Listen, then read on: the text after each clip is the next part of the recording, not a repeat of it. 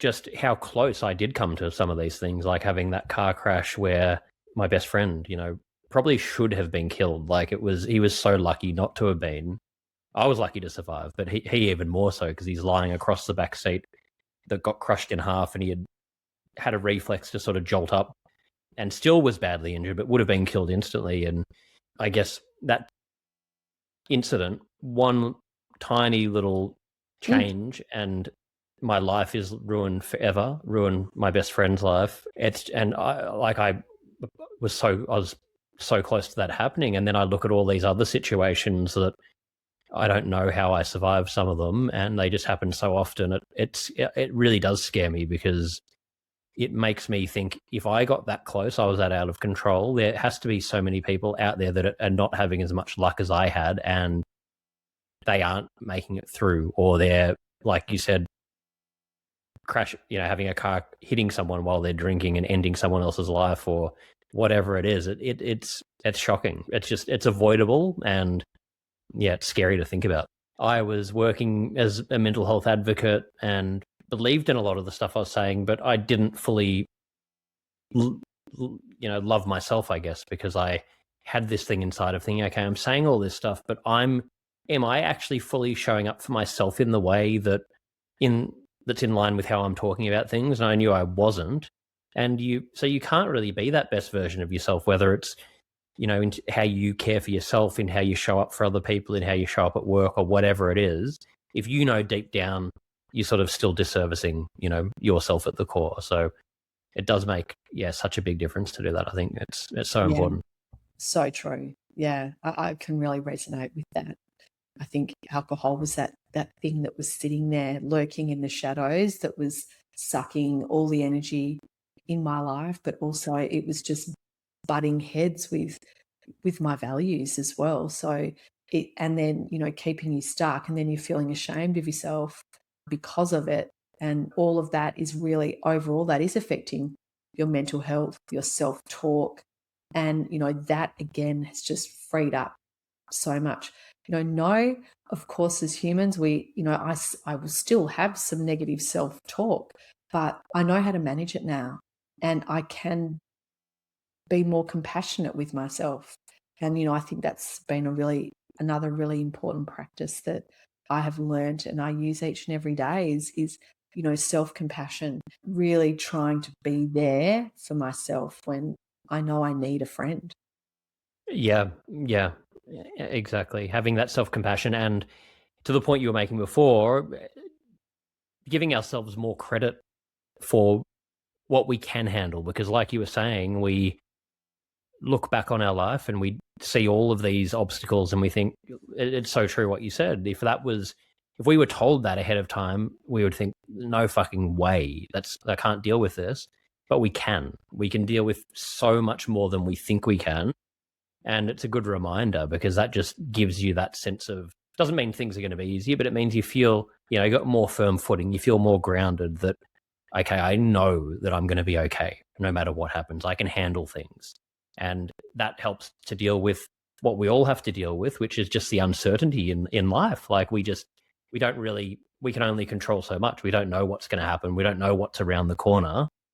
So trusting that you can handle what's thrown at you is such an important thing in just being, yeah.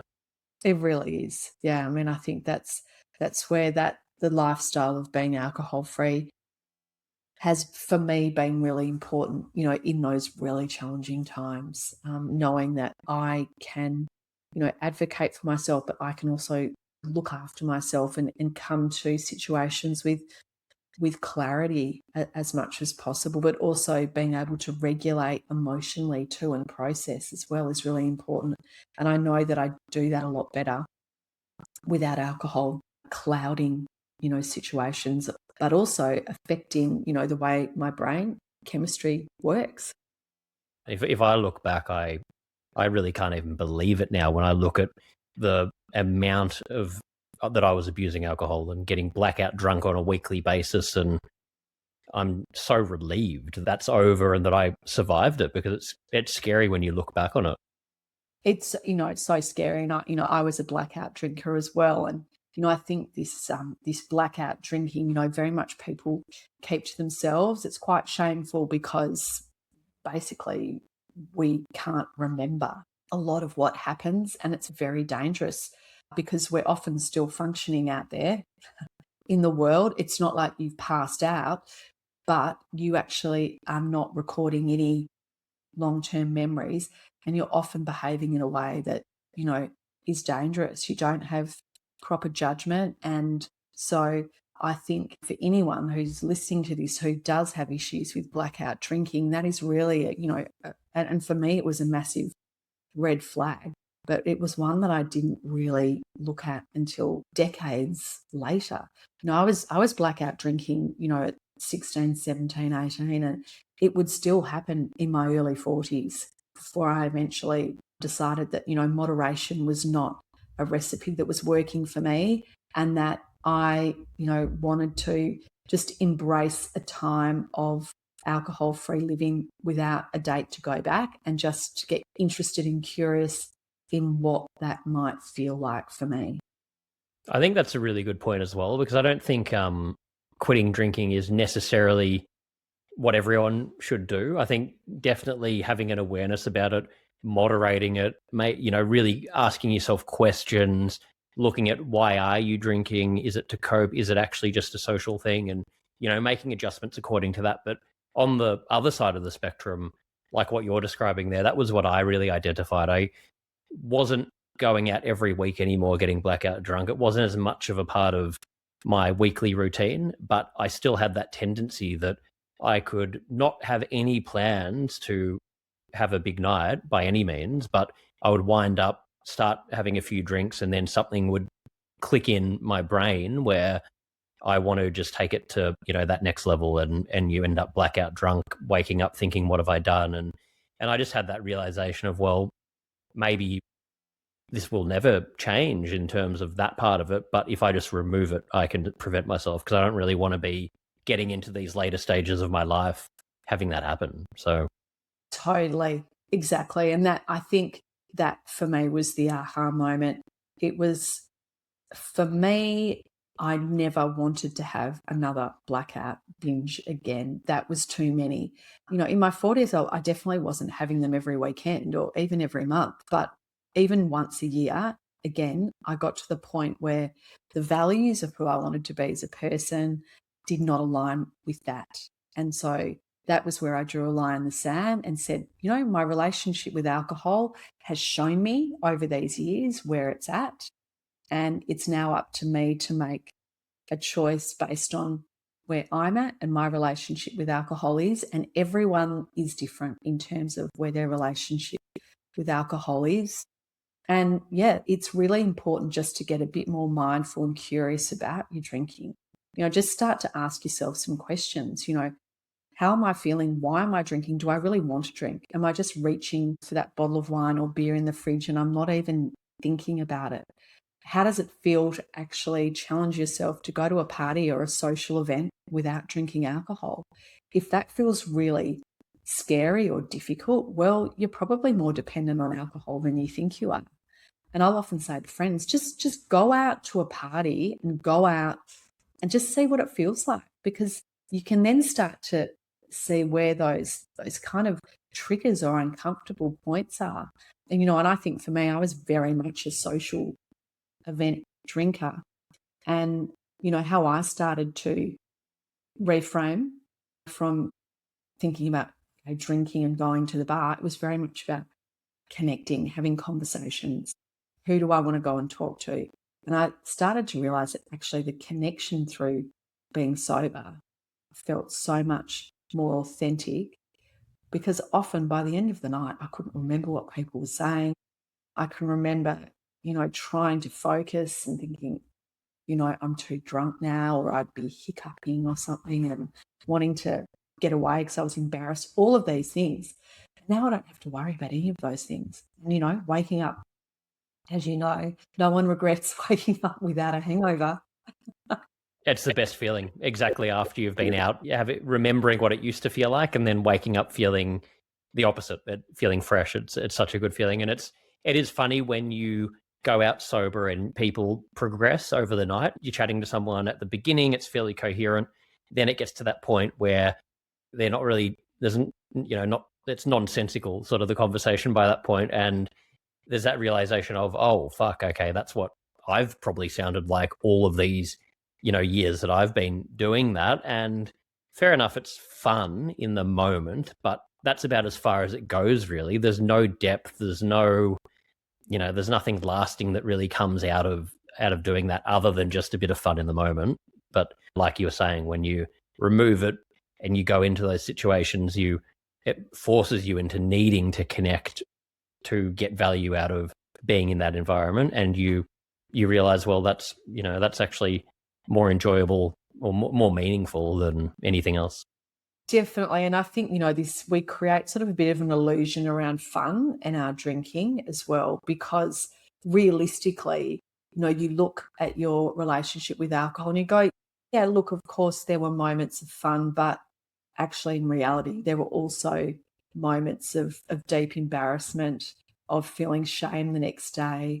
And, making sure that, you're getting a realistic picture, because often your brain would go, oh, how am I going to have fun without alcohol? And actually what I would say to myself is, it wasn't all fun at all. You actually had some times there that were really, really difficult personally.